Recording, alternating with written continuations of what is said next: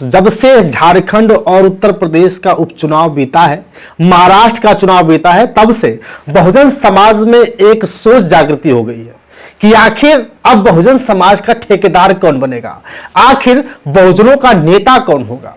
क्योंकि बहुजन समाज पार्टी के जो राष्ट्रीय अध्यक्ष हैं बहन कुमारी मायावती या सुप्रीमो, वो कभी नेता पैदा नहीं कर पाई। वे बस एक ही नेता आज तक पैदा कर पाई, जिस नेता का नाम है आकाश आनंद, वो भी उनके भतीजे। बाकी कहीं उनके नेता नहीं दिख रहे हैं। अगर नेता दिखते भी हैं तो सर्वजनों में दिखते हैं, जो बहुजनों का वोट लेकर के उनकी बात कभी नहीं करते। लेकिन एक खास वजह जो आजकल लगातार चर्चा हो रही है कि क्या जो बहुजन समाज पार्टी की मुखिया अब धरातल पे नहीं उतरेंगी, अगर उतरती भी है तो क्या कुछ कर पाएंगी। आज इसी मुद्दों पे बात करेंगे और साथ ही ये भी बताने का प्रयास करेंगे कि जो आजाद समाज पार्टी के राष्ट्रीय अध्यक्ष व भीम आर्मी के संस्थापक नगीना के सांसद चंद्रशेखर आजाद जी लगातार अब कांशीराम की विचारधारा से चलने के साथ साथ अब बहन जी की उस रणनीति पे भी चलना शुरू कर दिए हैं। यानी जैसे जैसे बहन कुमारी मायावती अब चलना शुरू कर रही थी और जिस तरह से कांशीराम साहब ने अपने जीते जी 3 बार बहन कुमारी मायावती को मुख्यमंत्री बनाया, इसके बाद चौथी बार जब बहन कुमारी मुख्यमंत्री बनी तो कहीं ना कहीं कांशीराम साहब की देन ही थी। तो ठीक उसी तरह अब चंद्रशेखर आजाद जी भी बहन जी के तर्ज पर चलना शुरू कर दिए हैं। आखिर वो तर्ज कैसा है, वो किस तरह से बहन जी के तर्ज पर चलेंगे, किस तरह से बहुजनों को साधने की कोशिश करेंगे, किस तरह से बहुजनों को मुसलमानों को एक साथ जोड़ने का प्रयास करेंगे, कैसे जाटों को एक साथ जोड़ने का प्रयास करेंगे, उसी पर चर्चा करेंगे। मेरे प्यारे साथियों, आपको पता है कि हाल ही में उत्तर प्रदेश के जो उपचुनाव हुए, जिसमें 2 विधानसभा सीटों पर आजाद समाज पार्टी बहुजन समाज पार्टी से ज्यादा वोट पाई। यानी कि सबसे ऊपर में अगर कहीं बीजेपी समाजवादी पार्टी रही तो उसके बाद अगर किसी का नंबर रहा तो आजाद समाज पार्टी का, यानी उसके बाद फिर बहुजन समाज पार्टी का। तो आखिर ऐसा क्यों हुआ? क्या ईवीएम की वजह से हुआ या सच में बहुजन झाड़ करके अब चंद्रशेखर आजाद को मानने लगे हैं, या इस तरह से कि अब जितने भी बहुजनों के जो ठेकेदार की बात करें या बहुजनों के नेता की बात करें, क्या चंद्रशेखर आजाद ही होने वाले हैं? साथियों, जब माननीय कांशीराम साहब जमीन पर निकले थे, जब पार्टी बनाना शुरू किए थे, जब पार्टी बनाई थी, उस समय साइकिल से चलते थे और पूरे पंजाब, हरियाणा, महाराष्ट्र, इतना तक यूपी के लोगों को इस तरह से जोड़ने की कोशिश की कि कोई व्यक्ति जो अपने जीवन में कुछ अच्छा करना चाहता हो, वह व्यक्ति जो अपने बहुजन समाज में कुछ अच्छा करना चाहता हो, वह आए हमारे साथ और मिलकर के काम करे।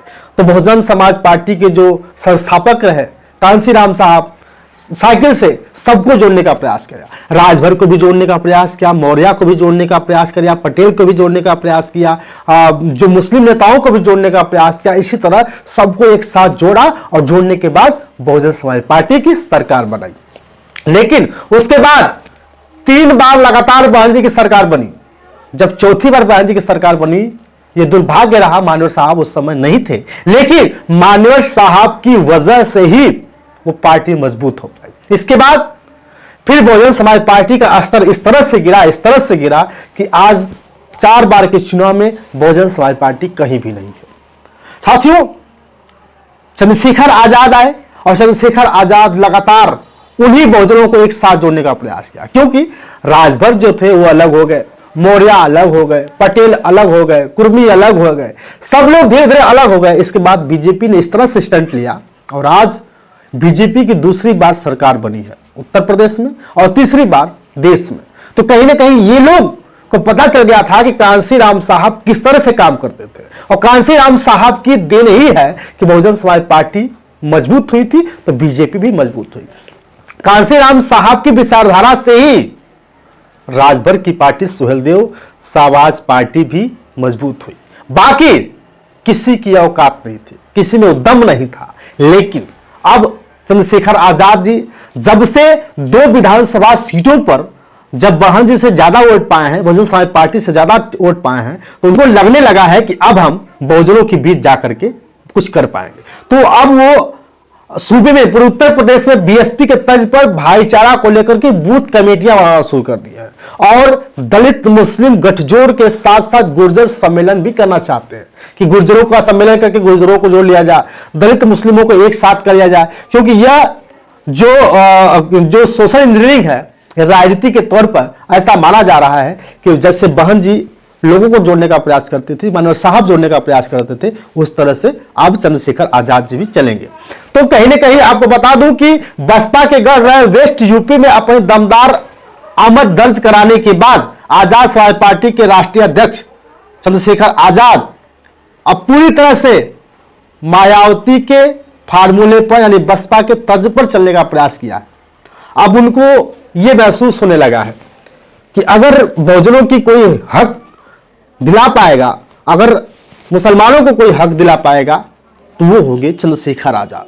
मेरे प्यारे साथियों, क्योंकि आपको पता है कि हर मुद्दों पर चंद्रशेखर आजाद जी बोलते हैं, हर मुद्दों पर मुखर होकर के कोई अगर बात करता है तो वो है चंद्रशेखर आजाद।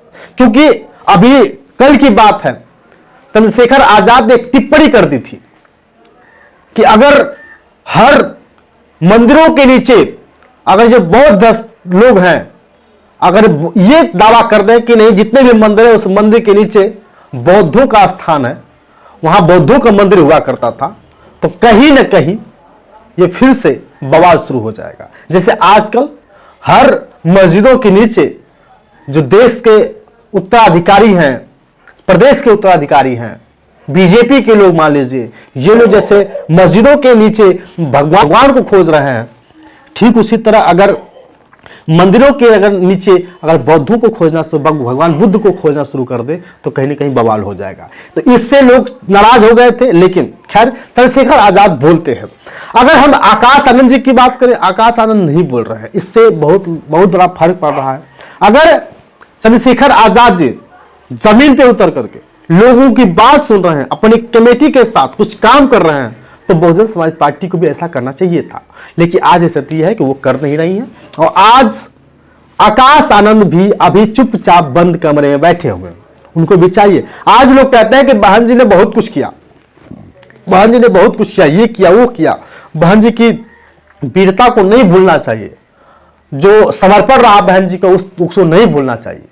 इसी तरह मुझे लगता है कि समर्पण के साथ साथ बहन जी को फिर से, जैसे राजगद्दी 4 बार उनको मिली, उसके बाद बहन जी को फिर से समर्पित हो जाना चाहिए। भले वो ना जाए लेकिन अपने भतीजे आकाश को उतारना चाहिए, जो ब्राह्मण समुदाय को इकट्ठा कर ब्राह्मणों का वोट चुराने में काबिल होने की बात करते हैं सतीश चंद्र मिश्रा जी, उनको भी जमीन पर उतारना चाहिए। क्योंकि जब तक जमीन पर कार्यकर्ता काम नहीं करेंगे तब तक बहुजन समाज पार्टी मजबूत नहीं होगी। लेकिन अब चंद्रशेखर आजाद की बात करें तो चंद्रशेखर आजाद जी किसी भी वजह से अब कम नहीं होने वाले, अब किसी भी हालत में कहीं से भी कमजोर नहीं बनना चाहते। क्योंकि हर व्यक्ति को, हर युवा को, हर बच्चों को अब समान शिक्षा की बात कर रहे हैं। वो कह रहे हैं कि हम पूरे देश में भाईचारा बनाएंगे और पूरे देश में भाईचारा बनाने के साथ साथ बच्चों को शिक्षा की भी बात करेंगे, क्योंकि उच्च शिक्षा, अच्छी शिक्षा हमारी जिम्मेदारी है। क्योंकि बाबा साहब डॉक्टर भीमराव अंबेडकर कहते थे कि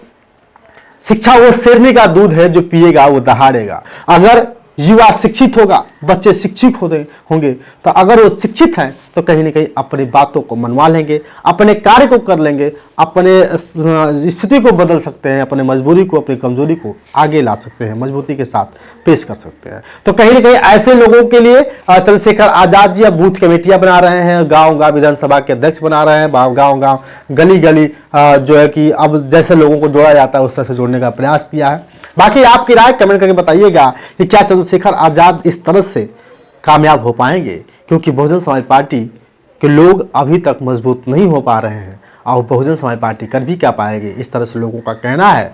चंद्रशेखर आजाद क्या कर पाएंगे, कमेंट करके बताइएगा। बहुत बहुत धन्यवाद।